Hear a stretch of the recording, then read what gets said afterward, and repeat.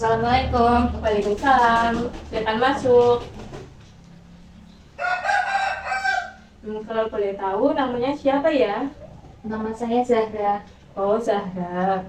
Oke, baik. Perkenalkan, nama saya Elisa ya. Bagaimana kabarmu hari ini? Kabar saya baik dulu. Apakah sebelumnya Mbak Zahra udah pernah melakukan sesi konseling? Belum pernah.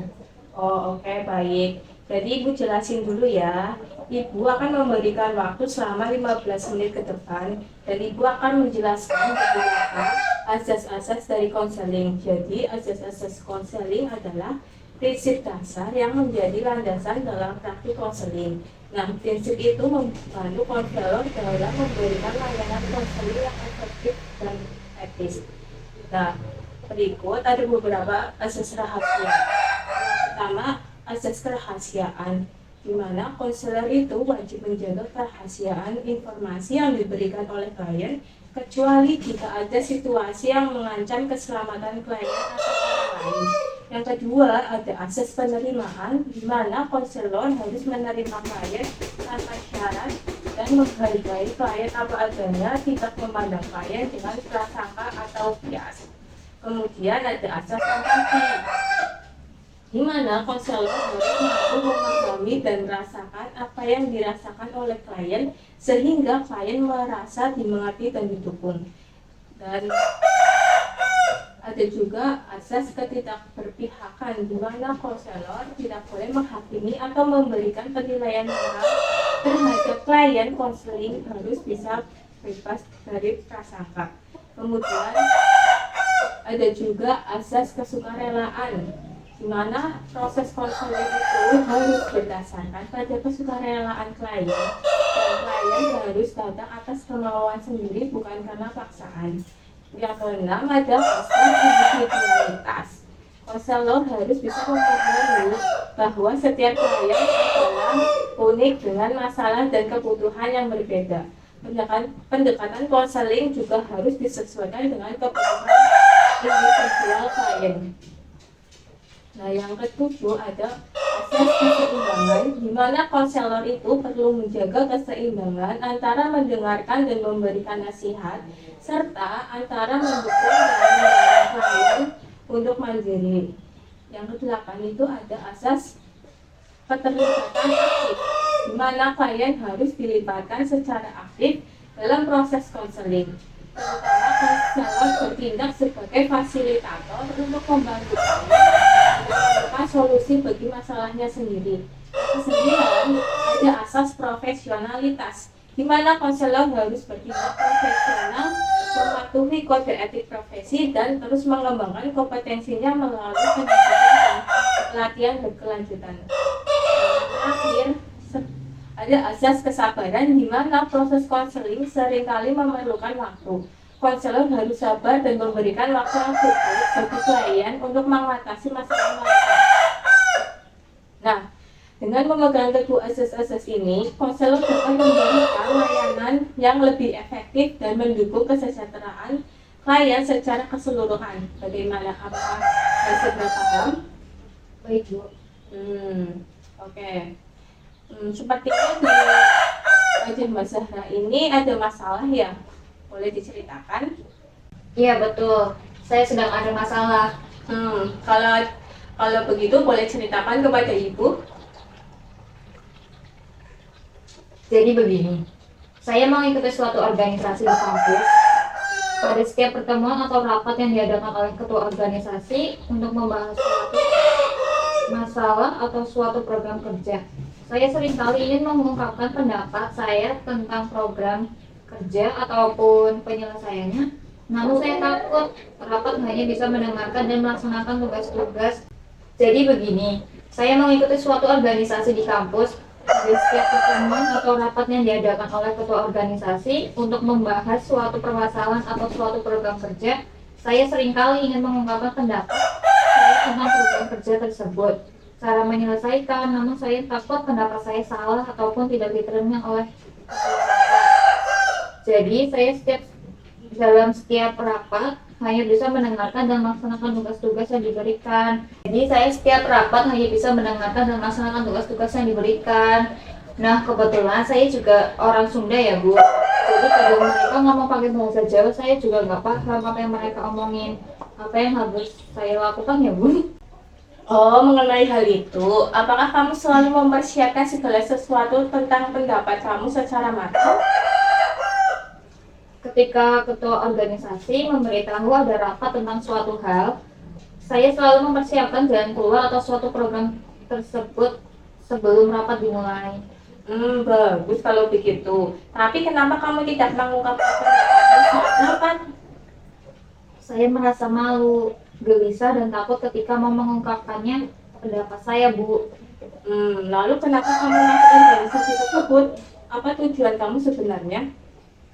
Saya masuk ke organisasi tersebut karena saya ingin mencari banyak pengalaman dan teman dalam hidup saya, sehingga menjadikan suatu pelajaran untuk kedepannya. Apakah itu benar-benar merupakan tujuanmu?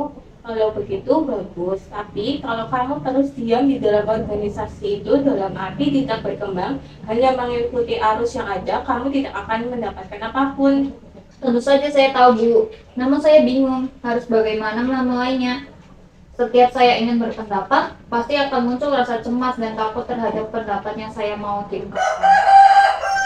Baiklah. Bagaimana dengan langkah awal terlebih dahulu? Coba mulai dari sekarang di setiap kegiatan sehari-hari, kamu harus bisa mengambil keputusan dalam waktu singkat dan berlatih berbicara atau mengemukakan pendapat ke teman dekat ataupun ke keluarga terlebih dahulu. Nah, itu akan bisa membantu kamu meningkatkan rasa percaya dirimu.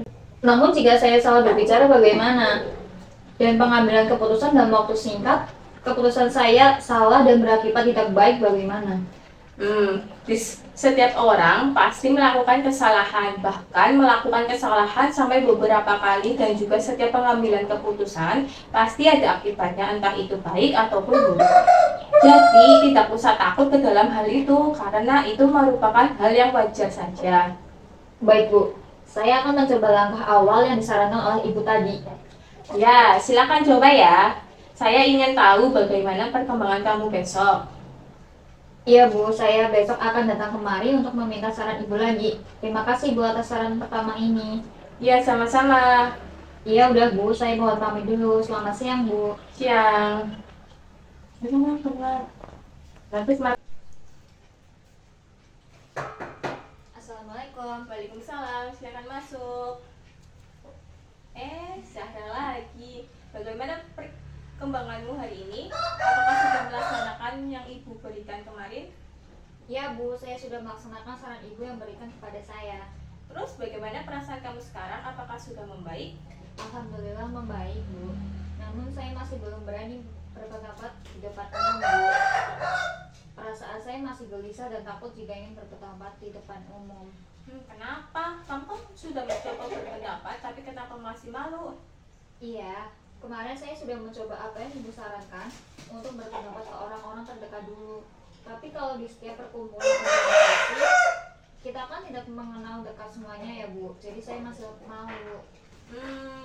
Ya memang begitu. Tapi jika kamu tidak mencoba, tidak akan pernah bisa. Terus apa yang harus saya lakukan selanjutnya, Bu, agar saya lebih percaya diri? Jadi gini ya, pada dasarnya kamu itu orang yang selalu siap dalam menghadapi apapun itu. Tapi kamu masih kurang percaya diri terhadap apa yang ingin diungkapkan sama kamu, bukankah begitu? Iya benar, Bu. Saya memang selalu mempersiapkan segala sesuatu dari awal, Bu. Tapi saya sangat sulit mengungkapkannya jika di depan umum. Lalu bagaimana, Bu? Sudah bagus jika kamu memang begitu. Sebenarnya tidak sulit sih. Kamu bisa mulai sekarang harus aktif dalam hal apapun. Contohnya dalam kelas. Jika ada perkumpulan kelas, kamu bisa aktif di sana dan mempersiapkan segala sesuatunya dulu. Dengan melakukan hal seperti itu, terus-menerus lama-lama akan terbiasa. Lanjut. Apakah benar, Bu, jika kalau sudah mempersiapkan segala sesuatunya akan mudah? Iya betul, tapi kamu kurang percaya diri.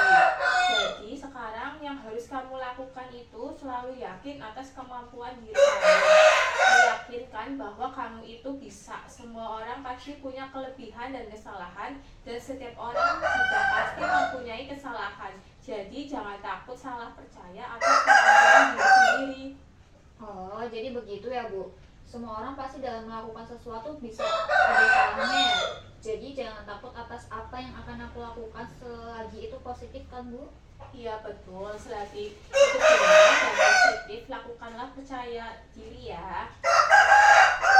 Baik, Bu. Terima kasih atas saran dan dorongan yang Ibu berikan kepada saya. Mulai sekarang, saya akan lebih percaya diri dan semangat dalam setiap langkah hidup saya. Dan besok saya akan mencoba lagi saran Ibu untuk melakukannya di kampus terlebih dahulu, setelah itu baru organisasi. Bagus, silakan dicoba ya. Jika ada yang masih bisa saya bantu, silakan datang kembali menemui saya. Iya, Bu. Terima kasih atas sarannya. Saya mohon pamit, Bu. Selamat siang, Bu. Ya, sama-sama. Selamat siang. Mungkin.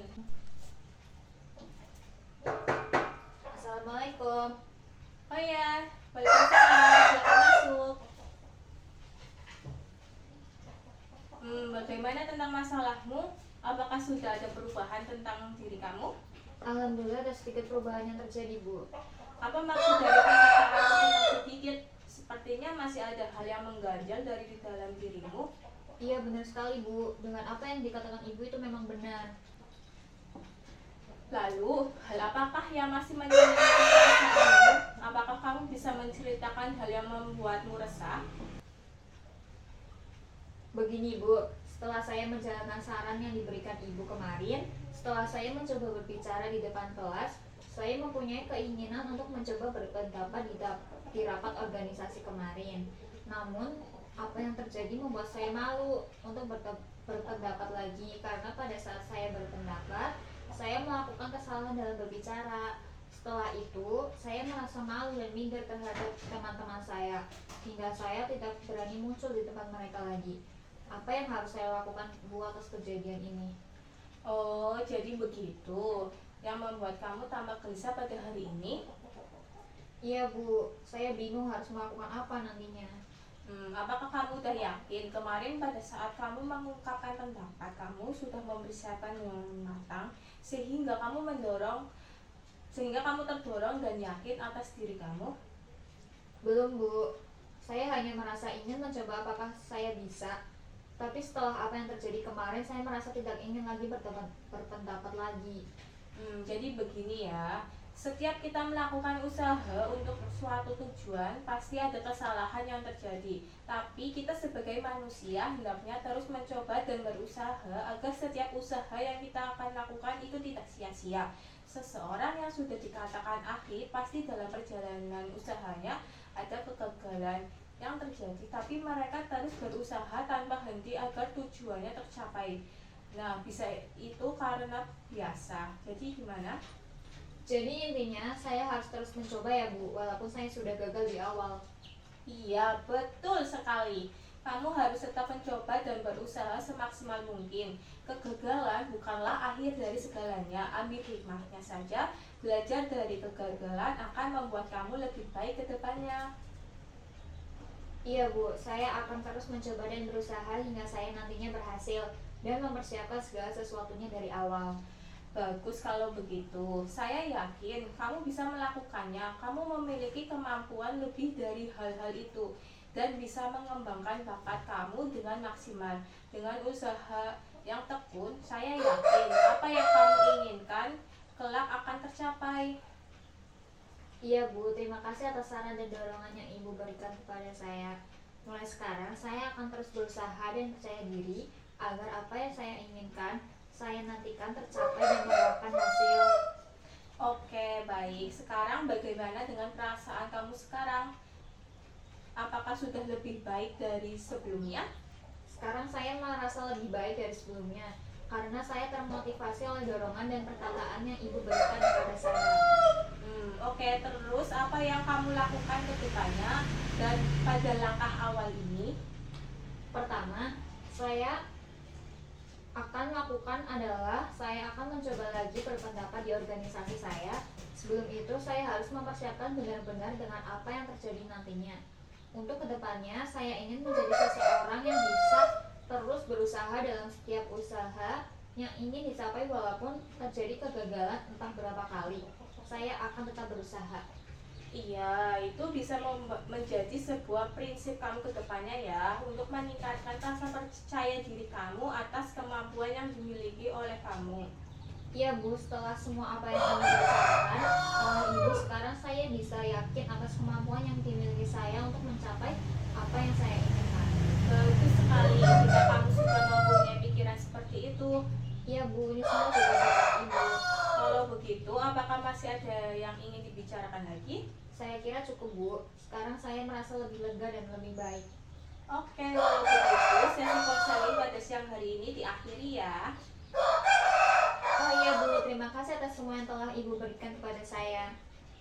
Iya, sama-sama. Semoga apa yang kita bicarakan bisa bermanfaat dan menjadi sebuah pelajaran ke depannya ya.